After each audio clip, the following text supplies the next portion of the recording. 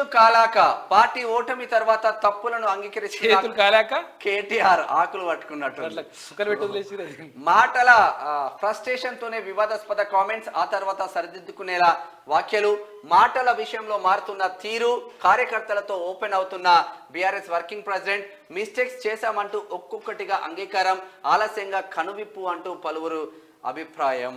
కనువిప్పు అవుతుందో మరి ఇంకా అయితలేదు, షెడ్ పోలేదు అంటుంటే కారు సర్వీస్ ఇంకే పోయిందట కారు.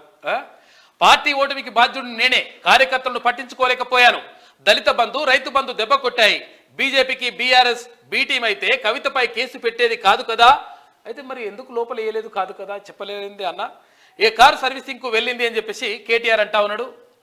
ఇక్కడ బిఫోర్ ఏమన్నారు ఆఫ్టర్ ఏమన్నారు ఒకసారి చూసే ప్రయత్నం చేద్దాం.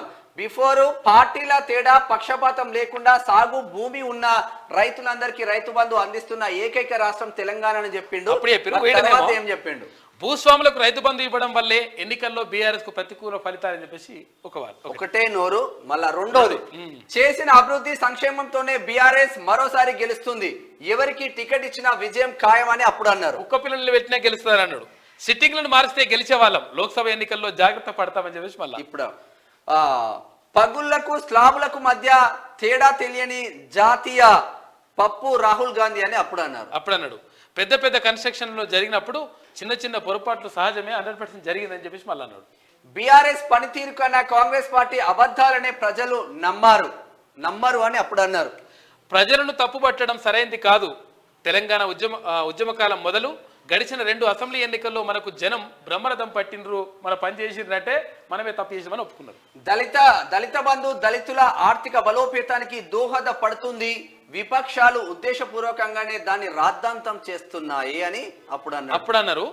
దళిత బంధు కొంతమందికే ఇవ్వడం, ఎమ్మెల్యేల చేతివ్వడం వల్ల చాలా మందికి వ్యతిరేకంగా మారిన ఓట్లు, కాబట్టి 30% కమిషన్ తీసుకుని అన్నాడు కదా.